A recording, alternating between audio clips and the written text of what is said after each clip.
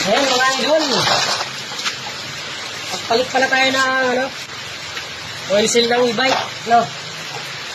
Ayan, yung langis niya. Sobrang itim na oh.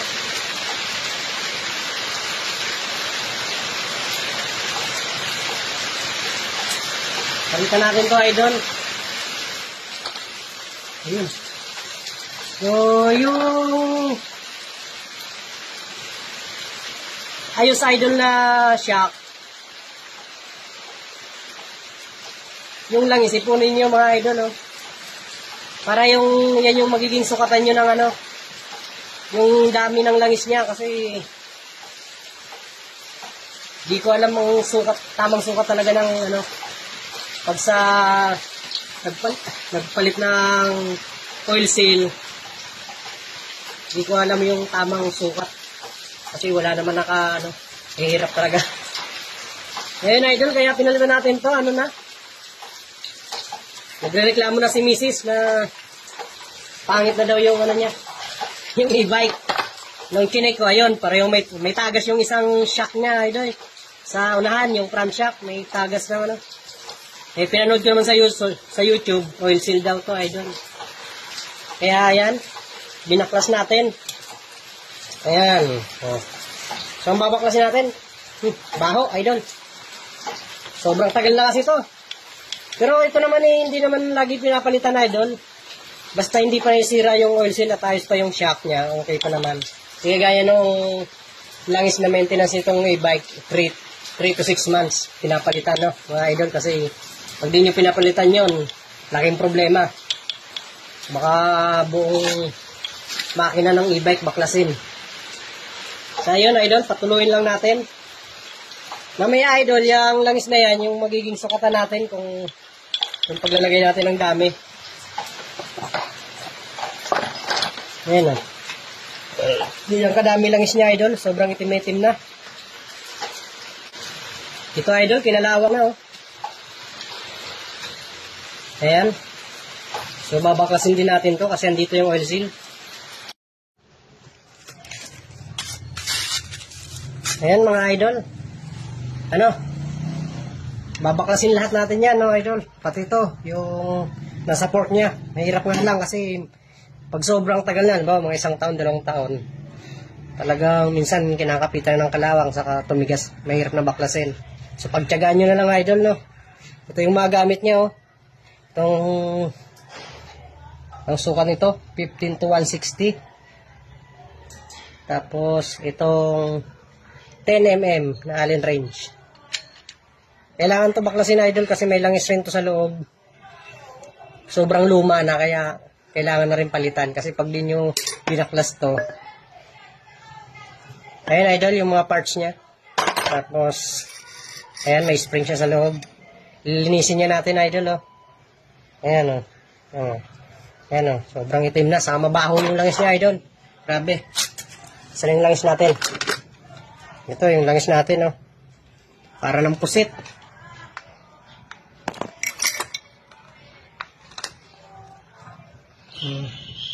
Kailangan natin baklasin to, idol, kasi kailangan linisin. Linis tayo dyan mamaya. Pang carburetor cleaner. Tigas to, idol. Grabe. Tago na natin itong langis, mamatapon pa.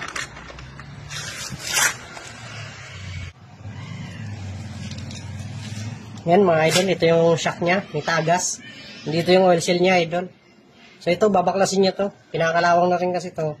Ilinisin din yan, saka yung oil seal para matanggal.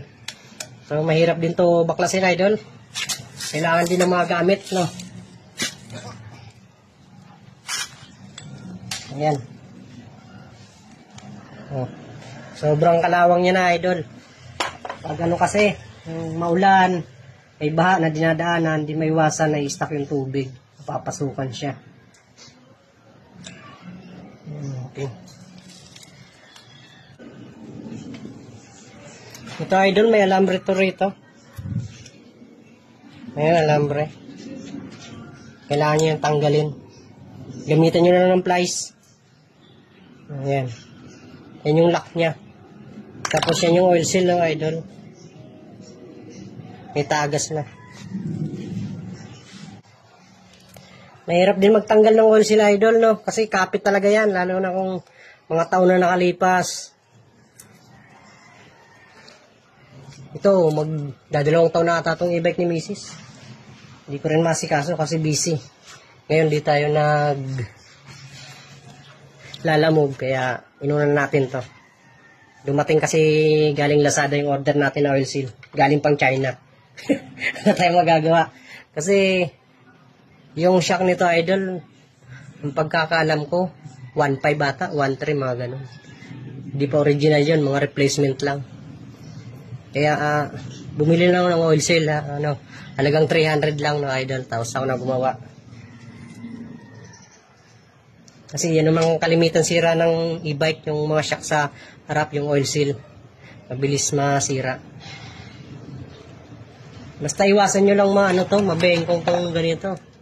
Yung telescopic niya.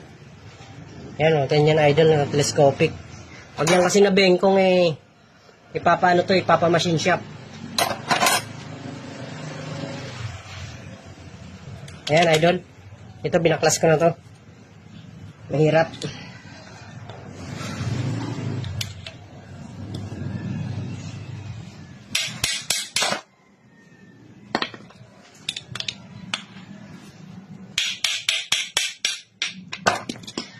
Ayan.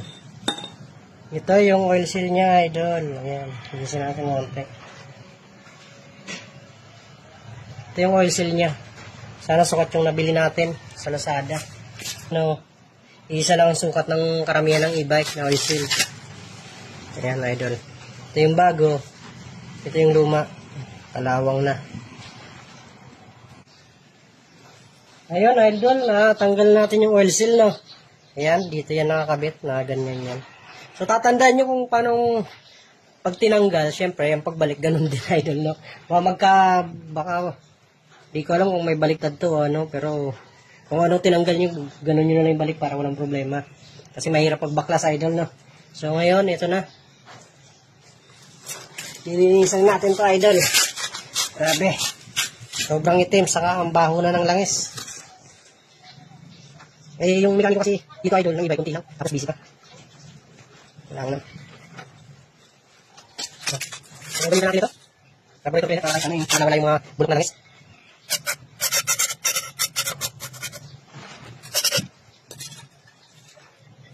Ayun. Kung may mahaba yung screw idol, sundutin nyo na lang. Ano mga kasi natin. Kasi may mahaba yung screw. Ayun, mahaba yung idol. So, pwede natin pansundin dito. Kung wala yung malinis sa basahan, tapos linisan nyo idol. Ayan, tapos may mga e-bike nga pala, syempre. Kasi kami yan, dami ng e-bike eh. Para kung wala yung mekaniko, may matiwin kayo dyan Ano lang gawin nyo? Paglagay nyo na sa lock. Ikala lang kasi magpantay yung shock. So ingat-ingat lang idol sa mga pang-spray nyo. Baka malis sa mga mata nyo. Basta lang gastos yun idol. So ingat-ingat lang. Sa kahit ang trabaho, basta lagi mag-ingat kahit. Sobrang dali ang trabaho, mahirap. Mag-ingat lang palagi. Yan. Yung sarap niya idol na. Yan. Nalinis siya. Kita na no. Kita ba? Yan kita na. So tapos ito. Spray natin. So kung ganda ito pang-spray kasi nakatanggal ng mga carbon-carbon. Mga anong langis. So, medyo may pressure niya idol. Kahit minsan pala tayo. Ayan. Tapos syempre ito rin idol. Yung telescopic niya, no? Sarakan namin kung paano yung legal. Sobrang tinangis. Ayan. So ito, hindi natin maano. So, basta na tayo ng parts. Lilinisin nyo.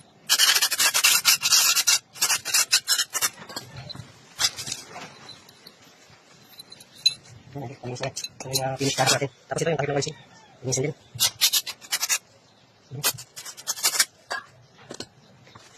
Kaya kung trabaho pa idol. Pero tsagaan lang, pag ito na natutunan nyo, kahit every yan na sila, pwede. Kaya mo palit idol, no? So, tanggalin mo yung mga kalawang sa gilid, idol. Nakita ng talaba to. Talaba na kalawang sa putik, yung sira na siya.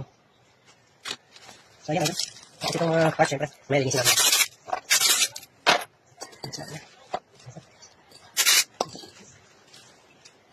Ayan. May pabalik natin yan, idol, no? Ito yung port oil, idol. Kumodel ka ng oil seal, may kasama ng ganito. Isang oil seal, isang ganito, idol, no? Ito marami lang siguro pa. Check natin, so ito yung makuha natin langis dun sa sa shock niya na may tagas. Ay, tapos laman natin ng konti kasi syempre mga nakakong langis na yun, idol. Ayan, idol.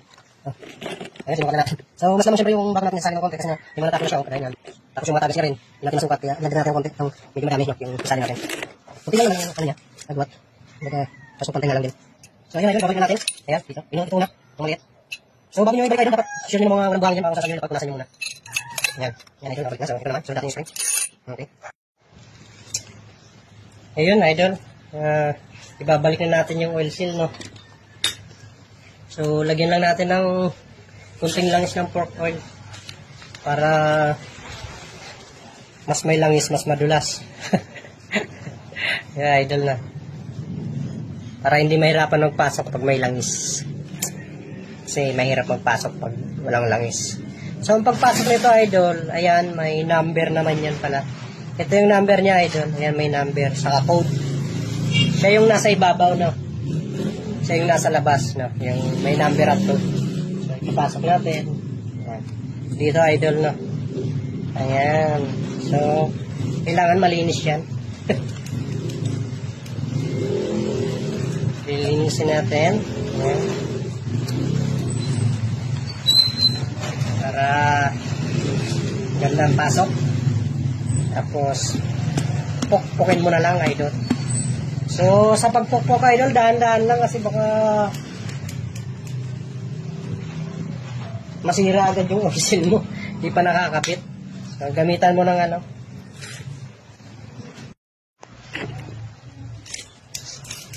Ayan idol, nabalik na natin, ah. Tapos yung isa ay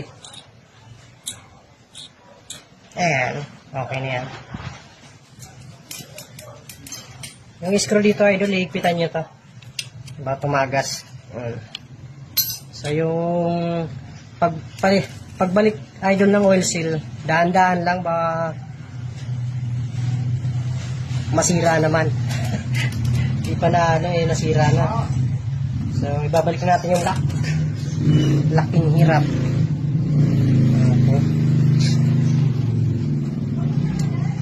Okay. May lock pa to idol eh. Itong alambre.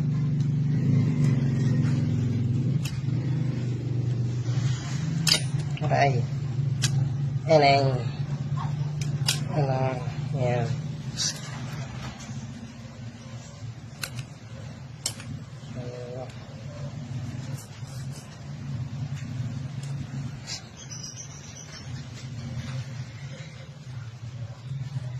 Ayan, idol. Tapos, salin natin yung langis. Ito, idol. Salin natin. Dito. Dito sa butas, syempre. Wala naman ibang sasalinan yan. Dahan-dahan lang, ba matapon pa.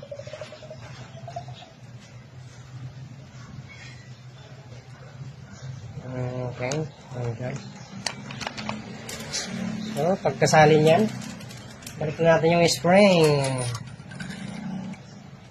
Ayan idol, nilagay na natin yung langis. So, babalik na natin to.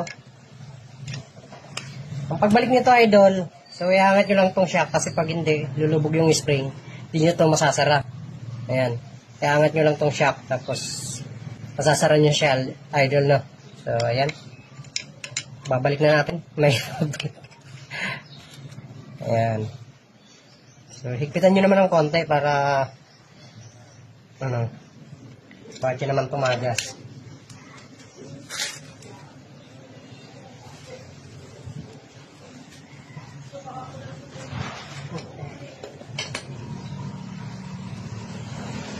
Ito naman ay lock lang naman ito. Ayan, balikan natin ito. Tapos natin ah. Ito yung practice nito idol. So, basahan natin.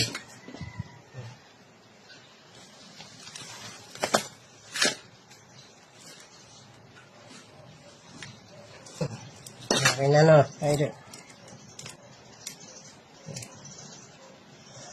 Wala na yan. Ano lang yan. Showtime. Ayan, okay idol. So, ito ay reference lang para sa susunod nating paggawa ay hindi na natin makalimutan at hindi na natin kailangan manood sa YouTube ng mga idol. So, mahaba-haba tong video. Kaya, okay. Thank you for watching. Sana may nakatulong kahit papano.